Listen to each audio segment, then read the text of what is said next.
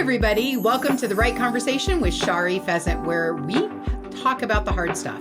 I get into the real good things that you really want to hear when you listen into conversations with people. Look, communication isn't the biggest problem on a team. The biggest problem on a team is not having the right conversation soon enough. And the right conversation is really about 5 factors. Talking to the right person about the right thing at the right time, with the right tone and intonation, and with the right intentions. So join me for the right conversations that I have with my guests, and you get to hear all about the hard stuff. You're going to love this. So let's dig in. Hi, everybody. Shari Pheasant for The Right Conversation. Today is another great day where we're going to dig in. My guest today is Ashley Ridenour. Now, I met Ashley back in 2015, I think it was, at a huge industry event in Las Vegas. We have been around each other in and out ever since. She lives in Ohio. She is an amazing, enthusiastic sales and marketing professional. She has 10 years of experience building relationships with industry partners that generate profits, create customer loyalty, and grow market share. She has been in marketing and sales for a very long time. She's extremely successful. She was one of the contributors to a women's leadership book back in 2015. That's how I met her. She was a contributing author and had wrote a a whole chapter about leadership. And I'm really excited to dig in with her. She's willing to have the right conversations and willing to get naked. What a great introduction, Ashley. How are you? I'm doing well, Shari. Thanks for having me. Oh, absolutely. You are amazing. I'm so happy to have you here. I know we've picked out some really interesting topics to talk about today. So for the guests that are listening, we are going to hit it about assumptions and labels and their detriment to relationships. We're going to talk about individual contributor versus manager. What's the difference? We're going to hit on a little bit about team training and maybe some things that Ashley's done that have really worked for her. And of course, women and leadership and where the company's going. So Ashley, let's dig in. You have worked when I met you, you were working in the automotive industry, which I think at the time there was like 6%, 5% women in. Yeah, wasn't very high. I'm not sure where it's at today, but back then I know I was one of the few women in sales for a manufacturing company. So it was definitely an interesting perspective. I bet it was. I think it's about 23% today. But I remember a story you told me once where you were calling on a business owner and a representative was taking you in there and they hadn't let the business owner know you were coming. And it was so profound. Your reaction to that was why it wasn't, wow, they didn't make time for me. It was, oh my goodness, they didn't tell him I was even coming. So how could he have made time for me? What leadership you have shown for such a very long time.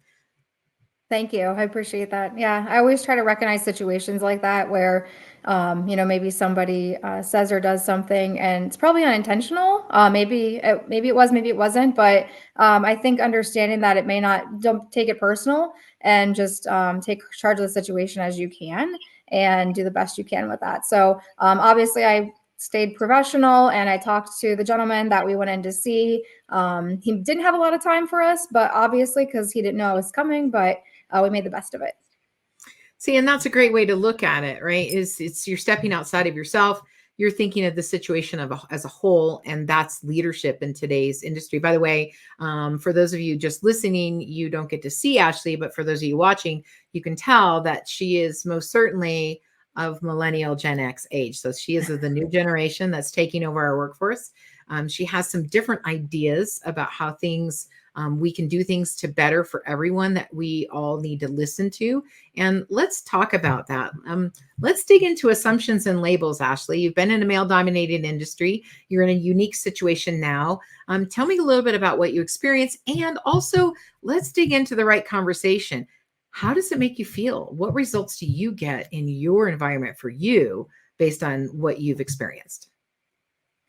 So, going back to being in the automotive industry, it was the first industry I got into right out of college. So, it was really the only experience I had professionally, after school. So, being in a male dominated industry just kind of felt normal, I guess, and even though it may not be, but for me, it felt normal. So, I learned to kind of be a little bit more aggressive, more assertive with just the way I carried myself, the way I interacted with people, basically to like get on the same level as what I would view like a male counterpart in the sales industry. So in automotive, it can be a little interesting, especially visiting automotive repair shops. You don't know exactly what you're walking into. Some men might view a female walking in their shop as a pleasant surprise and a nice change of pace from the typical male that is in sales. But some of them look at it as a little bit different and they would try to challenge me. So I always answered the questions the best I could. If I didn't know, I would tell them, hey, I'll find out for you. But that seemed to go very well. But then I transitioned from the automotive industry into my current company, and they're in the building products industry. And they're also pretty male dominated, especially at the top of the organization. And what I found is when I first started, I still had that mentality that I had in the automotive industry. And so it took me a little bit of time and some feedback from peers and managers there that, hey, you don't have to be this way. So I've learned to tone that down a little bit, but it's genuinely who I am at my core. I'm a very dominant, driven person, and I think that's just my natural tendencies. But being around a company full of people that are a little bit different than the automotive industry has helped give me a little bit more of those softer skills that might be more expected. Well, and you've adapted, learned behavioral flexibility, because we know we have your predicted technology, your scientific self, right? We know who you are from the inside, and you are more dominant, more direct. That is your style. And so typically when there's a problem, you get closer and say, let's take a look, right? You're not the person that goes, let's wait, see if it passes. Everything will be okay, right? And in the industry you're in, for females specifically, it's difficult, let alone females that have that style. Now, I can totally see when you were talking, I was thinking, oh my gosh, that's like most of us women, where we have only had male role models, successful role models that we have then emulated. So we've turned into guys with boobs almost, right, in our behaviors. And you found that when you get in an environment where they're looking at your value as a person, it didn't necessarily fit for you. Absolutely. Yeah, Mm. yeah. While it felt comfortable because that's what I was used to, it wasn't who I truly was. I wasn't as, I guess, aggressive as what I had to be in the automotive industry, being in sales. But coming out of that and into a different type of organization, being in an office full time, not traveling, not riding along to automotive shops every day, it definitely has transformed me over the last almost 7 years, which is crazy. I've been out of the automotive that long. Time is flying. Absolutely. Well, I always say, I've been in 16 industries. It's the same. We are different people and we have the same things. And funny, we talk about individual contributor versus manager. We start out being very good at our job. One of the biggest places I see this mistake is they take a very good salesperson and they turn him into a sales manager with no leadership training. And there are absolutely different behavior styles that are necessary for each one of those roles. If you were to allow the job to speak for itself, which is something I do in organizations, it would tell you, no, the manager's not going to, we don't need that salesperson here. The manager needs something different. And we just don't listen. Have you experienced that? Have you ever worked for a manager that maybe was still an individual contributor, or were you an individual contributor and you were put in a different position and you weren't trained for what that needed to be? Yeah, so I've experienced both. Well, myself, then also working for other people who were put into a leadership position that probably shouldn't have been or shouldn't be. And it's tough because there's really not a whole lot you can do except learn to understand that person and understand how they communicate and why they do the things they do. And so, yeah, I've been in that situation fairly recently, and it's not fun.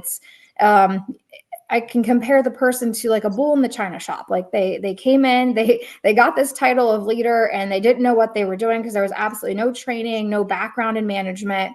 And I reported to this person. This was a handful of years ago, and they're no longer with the company I work at now, but for good reason. But it just wasn't the right fit, or as sometimes I like to say, the right seat on the bus. They just weren't in the right seat. So he was in the driver's seat and he probably shouldn't have been. So He that was has trying to, happened to me. he was working to be the right driver, right? That's what caused Yeah. him to do some of the bull in the china shop things, is Hmm. trying to be somebody that he didn't really need to be. He shouldn't have been. And if he had known himself a little bit better, he would have understood that he was putting a round or a square peg into a round hole. Absolutely. That's really what it was. I mean, and that's a great way to put it. So I totally agree with that statement.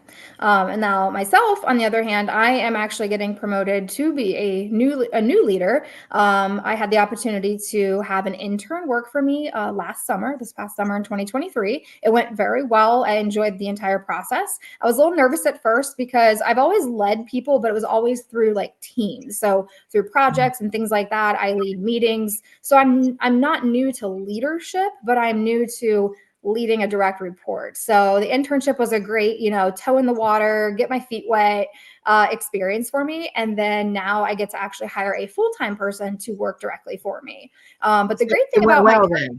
oh yeah, it went really well. Yeah. Yeah. Nice. Yeah, it went well. It was a very rewarding experience. I told my manager, I was like, this is a great experience for me. I really enjoyed it. The person I hired, she was awesome. She did great work. I saw a lot of her qualities, or my qualities in her. So it was kind of a really great fit from the beginning. So we got along really well, and that helped. But now that I'm getting ready to hire my first full-time, direct report, a little bit different because this is more permanent. It's not just a 3-month internship. So we're getting down to the interview process right now. We're doing some in-person interviews, kind of vetting out the candidates. So I'm excited to begin that journey. But on that journey, my company has done a really great job over the last few years of upping our onboarding process for leaders. So they actually entered me into like this leadership development program, and they're actually paying for me to work directly with a coach that they pay for. And so I'm just starting that process. So far it's going well. And I do appreciate that they are pouring into people in leadership, because a lot of people do need that extra help, myself included, because while it comes kind of naturally to me, I also am not perfect. And I know there's going to be tidbits of information on the way that it's just really going to stick with me. So I'm excited to see what all comes out of that. I think that's great that your company's doing that, Ashley, and you're absolutely right. Leadership is an ongoing journey. It never stops. If you had stopped learning your leadership a couple years ago, you'd be behind the times, because the workforce has changed the requirements for leaders today and what they're looking for. And so I think it is a continual journey that's ongoing. And you can't learn from just one person. I think that there's a lot of different avenues that a person needs to go to in order to become their best self. So congratulations. I think that's great that you have put in such a long amount of time, and it sounds like you're being rewarded for the fruits of your labor. Yeah, absolutely. I mean, it didn't just get handed to me. I will say I did ask for this. I'm getting to a point with my job and my career where I have a lot on my plate, and it's to the point where I feel like I just can't really be the best at what I need to be because of everything that's getting put on my plate. So I've asked my manager a few times. We had conversations over the last year or so, letting him know, hey, it'd be really great if I could have some help. I never said this person has to report to me. I said, but I do need somebody to help to take some of this off my plate so I can focus on the things that I was hired to do. And Okay, so stop. Can you say that again? What did you just do? You asked for yes. help several times. Mm-hmm. And when you didn't get it, you kept asking for it. Correct. I just need a slow moment on that. And the ladies in the audience that are listening, I know they're like, she asked. We need to ask, right? Because women don't ask. It's actually a book, Women Don't Ask. Great book, by the way, if you want to read it. It is about women having their voice and having a productive, professional, right, thoughtful, very leadership voice. And that sounds like that's what you're doing. And it doesn't mean you have to be everything. Right. Think of those old days where you might have thought, I have to do everything. I remember a big project you were doing, trying to get through, and it was climbing walls, getting that project going. And now it seems like things are opening up for you. Absolutely. Yeah. And again, I've told people that along the way. They're like, oh, how do you do this? I'm like, well, you just have to ask. Asking that question, just getting that conversation started. If it doesn't happen the first time, don't get discouraged. People that get somewhere in life typically fail many, many times before they get to where they want to go. And it's the same in a company, whether you're an entrepreneur or you work for somebody. I think just asking the questions and not being afraid to do so. And I mean, the worst that you can get is no. I mean, if you're okay with no, I mean, depending on the person, you might get a little more, but usually it's just, hey, no, that's not going to work. And if you're okay with accepting that, I think that's the first step, is just understanding what rejection feels like. And I got told that I didn't get told no, but I got told maybe. It was just kind of like, there wasn't really an answer. It was kind of like, yeah, I see what you're saying. But I think the more I brought it up to my manager, the more he understood. He does know I'm a very busy worker. I'm very efficient. I take a lot on, a lot more than the average person. My bandwidth is a lot larger than a lot of people. And I understand that. And I think to myself, if there was somebody else in my role right now, would they even be able to keep up with what I do on a daily basis? And I'm like, you know what? I need to give myself a little bit of grace. I need to ask for some help, because I'm just going to keep drowning if I don't. And so I'm at that point now where I feel better, that the process has begun. And I'm just, trying to find the right person, I guess, and then figuring it out from there.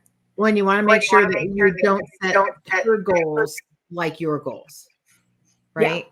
Yeah, absolutely. I can see that, Ashley. Now, the last 10 years from where you were to where you are now, you've talked about a lot of change.